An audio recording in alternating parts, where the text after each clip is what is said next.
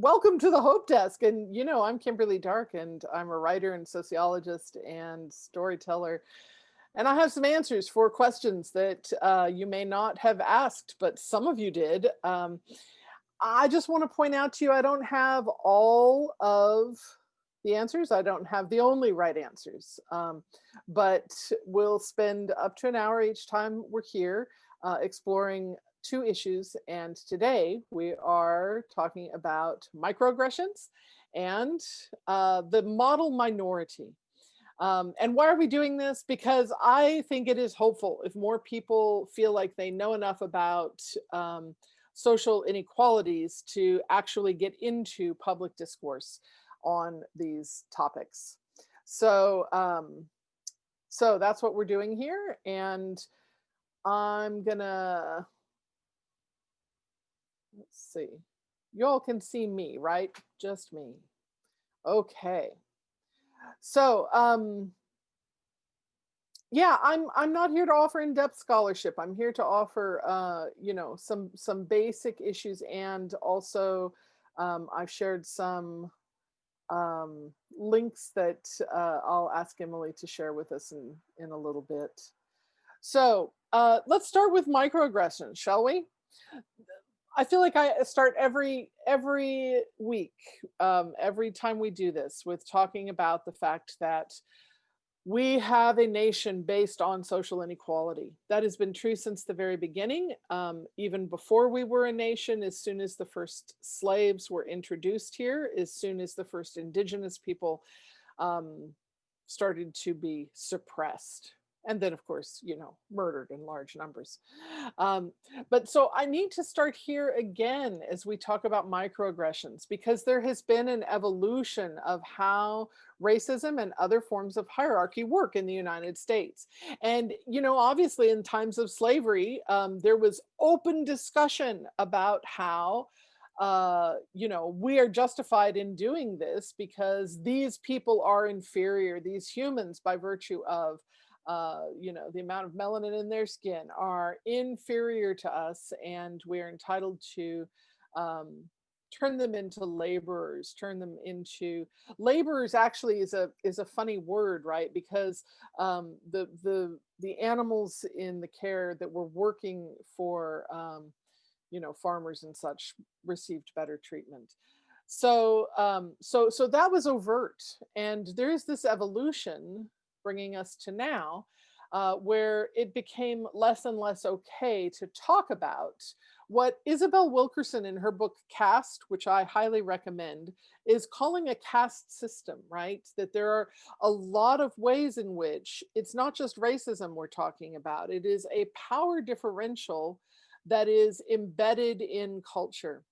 So that has happened across time, all the way up until now, when one of the key elements of racism in the US is that that caste system is held in place with Black people at the bottom of a social hierarchy.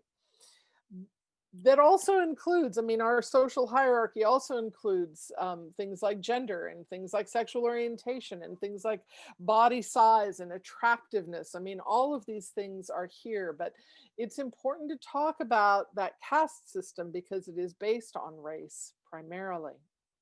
So the key function of that nowadays is that the caste system is held in place, Black people at the bottom, but white people no longer know that there is racism in America. Think this through. This is like an incredible magic trick that is happening and is incredibly creepy. And enter the idea of microaggressions. So, what is happening basically, in order to keep this kind of system of power in place, is that in small, everyday ways, there are reminders of that inequality. So Resmaa Menakem, who's another person whose work I recommend, says, yeah, there's no such thing as a microaggression because they all have health consequences. You know, people often talk about microaggressions as like death by a thousand cuts. Like each one is this tiny little bit of disrespect that you might receive in the day. But all of those together, you know, create some pretty terrible consequences. So microaggressions, I mean, for those of you who can't, you know, like get a fix on what that is right now, that's like, you know, when I saw my mother lock the car door because there was a black man standing on the corner, when you hold your purse closer because there are young men of color on the street corner, when you assume that the person who has come to your front door in your new neighborhood is a salesperson or a maid because they're a person of color, as opposed to being the woman next door who's coming to welcome you to the neighborhood. All of these create our assumptions about race and class that create small slights. Now, these that I've just mentioned are often unconscious as well, because a microaggression can be conscious or unconscious.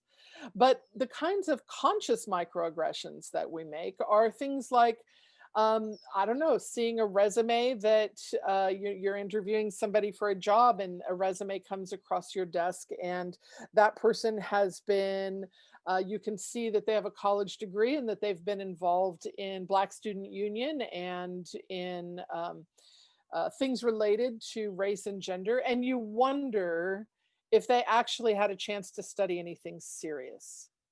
You wonder if they actually are qualified because of the interests that they have pursued. And really, what you're wondering in that case is that person qualified because you assume that person is a woman or a person of color. So these are microaggressions, but obviously it is not micro if somebody doesn't get a job interview. It is not micro if someone is, you know, has the police called on them. And, you know, we know that police are more likely to respond with violence to men of color in particular. These are not actually micro things, but we call them microaggressions in part because we can hide them then from ourselves if we are part of that dominant caste, as Isabel Wilkerson would say.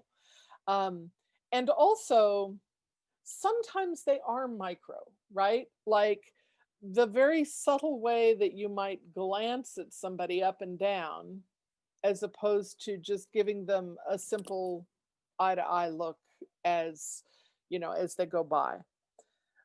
When that happens to a person again and again and again, they understand the meaning imbued there, even if the person giving the glance does not understand it. So, the biggest issues we have to talk about with microaggressions have to do with how do we uncover unconscious bias. Look, something that is invisible is like the wind. You can't see the wind, but you can see the branches moving. So, we have to focus in on, like, for instance, the kind of data that I talked about a few weeks ago with resume bias, where individuals, you know, same resume goes out. The only difference is the name at the top. One sounds like a Black person, the other sounds like a white person. One sounds Latinx, the other sounds white. You know, this has been replicated in so many ways. And we like absolutely know the resumes are identical and people will less often choose the person who doesn't sound white in order to get an interview. Folks, that is that is the tree moving with the wind, right? That is your proof, like incontrovertible proof. This is such a great example, that study, and how many times it's been replicated, because there's no way to say that somehow is a, you know, a human slip up intervention that makes it invalid. But there are lots of studies that show unconscious bias. And in that case, we actually don't know. It might be conscious or unconscious. Really makes a difference. So we have to look at unconscious bias if we care about microaggressions.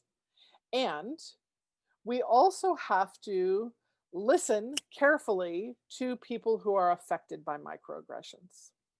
So this is something that I hear a lot when I get to Q&A in one of the readings that I do or talks that I give, and someone will raise a hand and say, for instance, if I have been talking about the kind of microaggression that happens to fat women, someone will raise a hand and say, well, how do you know, though, that the person meant that when they looked you up and down? How do you know that they meant something disparaging? How do you know that someone was questioning your humanity in that situation or degrading your dignity? How do you know? So this is something that people of color hear quite a bit. And it's always a question that I enjoy receiving because I think it's a question that people are often thinking when we talk about microaggression. So here's the answer. The answer is that when something happens to you repeatedly, you come to know its nuances very well. Very well. When something doesn't happen to you very often, yeah, you're right. You don't know the intention of the person, you don't know. This is, people often talk about this with regard to email. Like it's tricky to know motivation. Like, was there tone in that email or not? It's possible you don't know. You don't know. But it's also possible you do because you have made a study. So I often liken this to like people who know a lot about sports, right? Like if I'm watching a football game, for instance, I don't know anything about football. I don't know anything.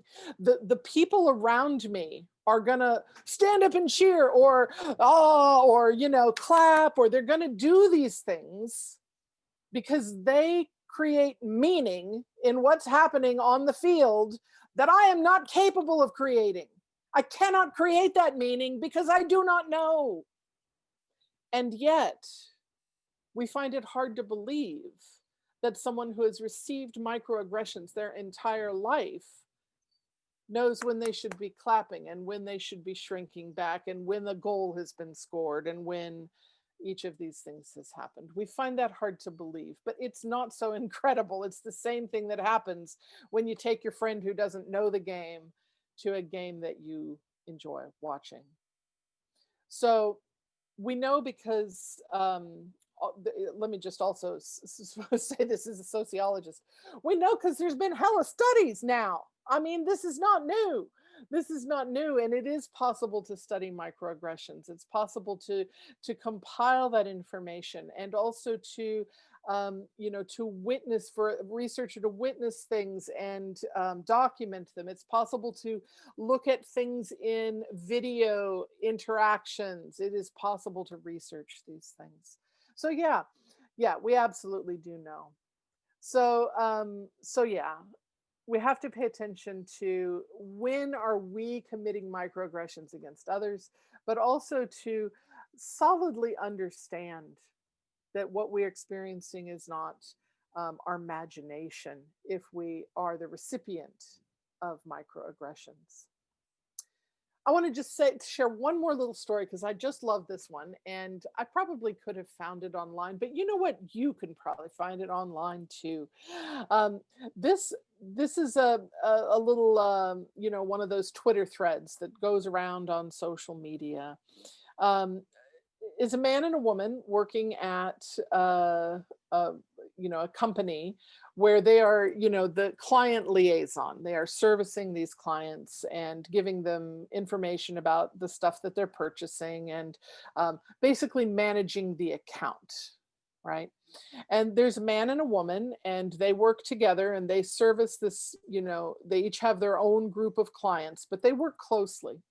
And what has happened in this thread, it's the man who has posted this thread, and he was talking about how he thought his colleague was great and that she did great work, and but that their boss was often pointing out that she just wasn't quick enough, right? That maybe she was spending too much time chatting with the clients, and that she wasn't servicing as many clients as he was during this time period. So it came to pass that all of a sudden he got a response back from a client that he normally works with very quickly, and the person was asking him additional questions and questioning what he had to say. And then, later in the day, he got another message from somebody who wanted to explain an entire thing that he already knew and they had already discussed. And he was like, God, this is the weirdest day ever. So after about 3 days of this, he realized that because they shared a lot of information, that he actually had gotten her sign off on the bottom of his email he had been using, to correspond with clients, and that the clients thought they were interacting with her, not him, and that this is what women experience all the time.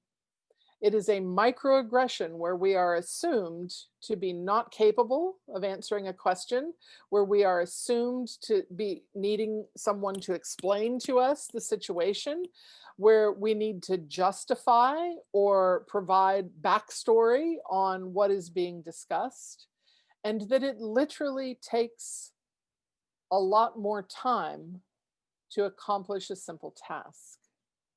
And, you know, he was astonished, and also astonished that the boss did not understand this, because, neither did he before this error had taken place. So I think this is, how do we get to this information without needing it to accidentally happen to you so you can discover it? Well, it's a paradox, isn't it? Because you have to trust the people that you distrust long enough to listen to them about their lived experiences. So that's the paradox. And I always hope that research can help. Alrighty, there's a link in there's a link in the chat about how to respond to microaggressions that you might like. I want to talk a little bit about the model minority, and then I'll ask you if you have questions, and I have a question for you, of course. So let me just start. Let me just start by saying that when we talk about the model minority, oh my gosh, that is really holding a power hierarchy in place just to be discussing this.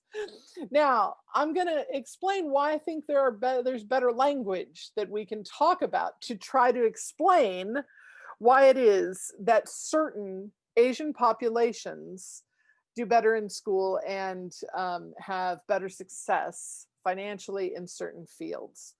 I would like to suggest to you that we can talk about that by looking at strategies that certain groups of people use to succeed in certain environments, and that is a very different conversation than talking about the model minority. Because as soon as we talk about a model minority, we are creating hierarchy that says, oh, there are actually minorities that suck, right? That are not a model, that are really terrible.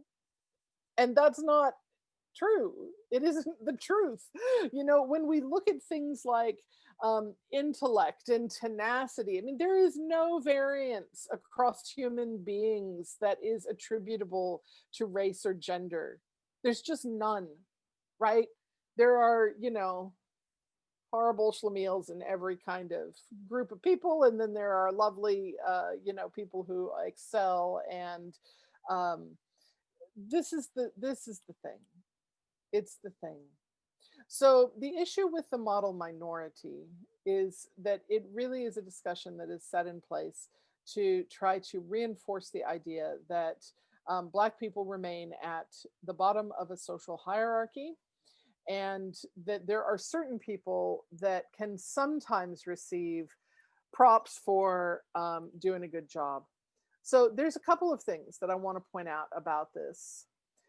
In our nation, there has always been an ever shifting promise of whiteness. So, whiteness is a construct, it's not a thing that actually exists. There were no white people who came to the United States in the beginning of. This country's origin. There were English people and, people of various nationalities. Whiteness had not yet been invented. It was invented in order to justify the domination of black skinned people and also the killing of indigenous people. So, for a long time, though, even indigenous people were said to be um, civilizable, right? That if we can, and the Navajo actually succeeded at following the rules of, oh, wait, did I say Navajo? I don't think that's what I meant. Um, Now I'm having a brain moment. So let me get back to that. There is one group of indigenous folks though that decided, okay, we're going to try and play by these rules, and developed settler communities, and learned to read and write and publish newspapers, and established a gender hierarchy, and wore the right clothes and did these things. Well, of course, when it was expedient, that did not keep them from being relocated anyway, because these are all categories that exist because of greed. And I think that's the important thing to remember when we start to think about, um, who do we place in the hierarchy in terms of who's a model minority and who is a miserable failure in terms of groups of people. So there's another function to pointing out the model minority, is that sometimes it alleviates guilt. For instance, when Japanese people were imprisoned during the war and all of their belongings taken from them, somehow, simultaneously, they were being lauded for having accumulated so much wealth at the same time that it was being taken. So this is a weird double bind of being the model minority who, wow, I mean, it's really a shame that we had to take everything from you, but isn't it great that you accumulated so much for us to steal? So there's a strange paradox that we see sometimes in this kind of thing. Also, where some Asian groups are given, especially those with lighter skin, are given greater privilege under certain circumstances, but then it is revocable because, again, even a model minority still fails to meet the litmus for whiteness that was established. Um, in that case, really into the 1800s. So not so long ago, right? Because as different groups came, we had to politically, debase them kind of one by one. And that is the history of our nation. I'm going to keep saying it because if we do not deal with the history of how we got to where we are now, there's no way to understand it, and there's no way to really grapple with it, because some of these things, like I was talking about with microaggressions, really do require people to decide, oh, I am going to listen to a group that I normally have not found credible or trustworthy about their own lives. So, what else do I want to say about the model minority? Yeah, it's a myth that harms Black people, because exceptionalizing anyone, especially an oppressed group, it diminishes everyone in the lower groups. It proves by exception the general rule of incompetence. So we think about the model minority as this tokenized group. So it is separate from the group that is demonized. Or, there's one more group that we could think about, which is the group that is exoticized. So those would be immigrants who are already have upper class background or mannerisms, and we tend to exoticize those folks and say, oh, well, you can see this happening actually in Black populations in US universities, that oftentimes it will be African immigrants in those universities that have a better experience or receive better treatment than African American people who have gotten into that same university. That is like exoticizing the Nigerian students that came and have upper class mannerisms, for example. So let's get back to the model part. It really is amazing that certain groups of people have done really well despite a system of horrific racism. It really is amazing.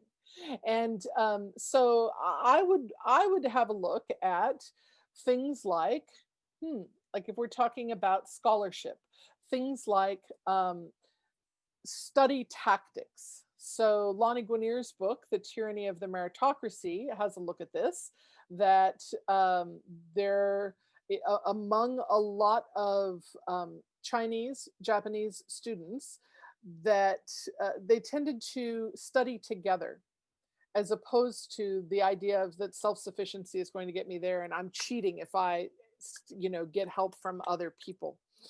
So if we look at that as a tactic, that is a study tactic that is actually successful no matter who does it, we're going to get a whole lot further in understanding how it is that people come to overcome some of the challenges that we have embedded in these systems. Some of the gatekeeping is is mitigated by strategies that people use, and usually they have to do with collective strategy as opposed to individual strategy, and also the collective strategy of recent immigrants. So that is a whole different conversation, and could really help to inform what works in our country. But we don't talk about it that way. We talk about it in terms of, well, look at that model minority. Because all we have really here are these crappy minorities, and here's a model one. And that's a real problem. I could say so much more about both of these things, but I'll stop saying anything right now and see if there is anything y'all want to talk about. And it's okay if you don't. When you were talking about the study groups, it made me think of some of the stories that I've heard about when women first started being admitted to med schools and law schools, and that the existing study groups all were physically in male-only spaces, like the men's dormitory, so that the women could not participate in the study groups. That's a great story, that it's like the opposite thing happening, right? Where here are these groups that are have found something successful but are excluding certain people. Yeah. It's tricky business, and we really can tease out all of these various inequalities, but it takes a minute, because they are, first of all, so interwoven into our culture, so interrelated in nature, like things like race and gender, the way those things intersect.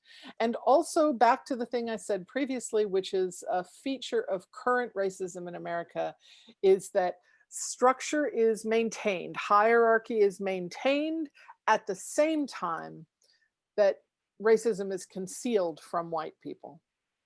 And that is a shift in the last 100 years that is making this a whole lot harder to deal with. The shift that says, we can't let white people know that this is still happening. And it's amazing, though, how many white people are complicit in that hiding of racism. I would like to know if there's ways that you can think of to discuss these topics further in your lives. And if there's anything else you want to discuss today.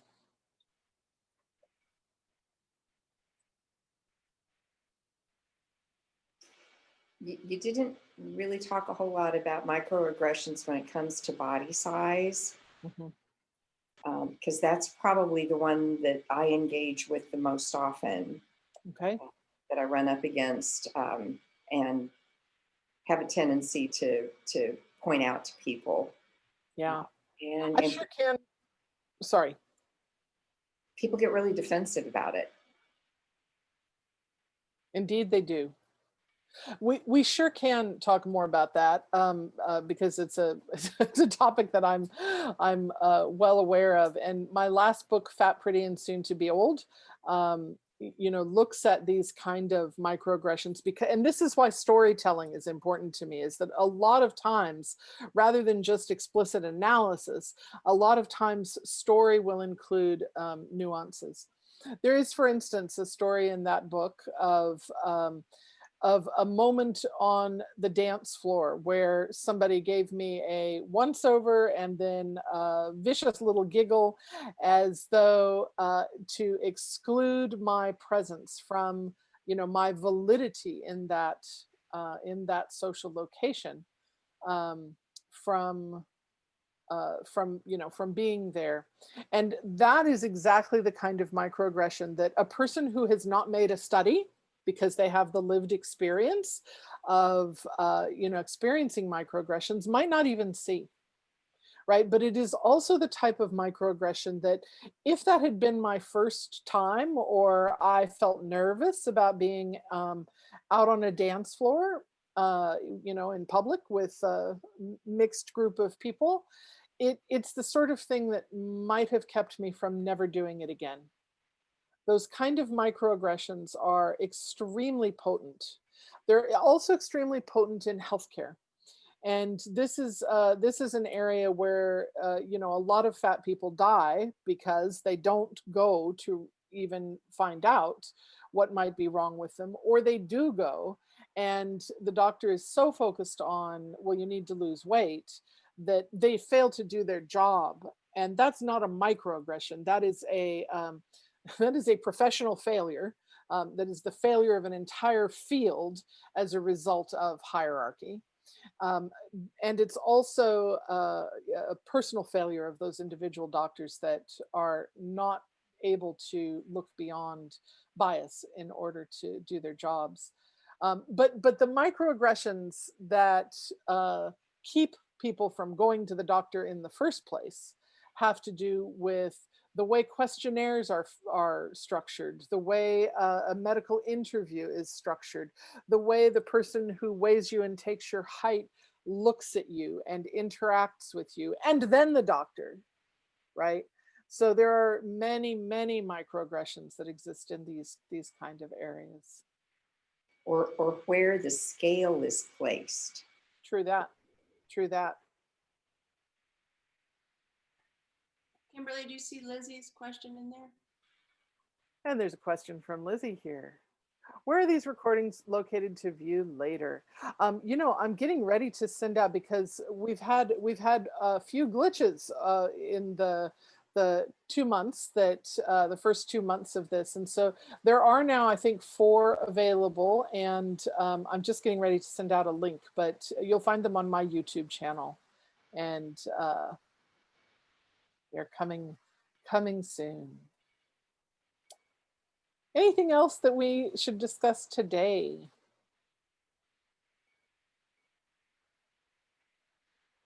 I hope to see you next week.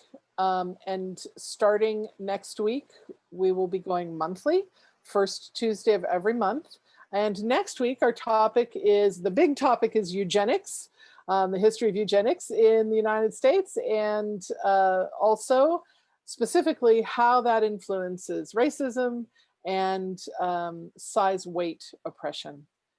So those are the 2 topics, but they're both related to eugenics. And I think we're done for today.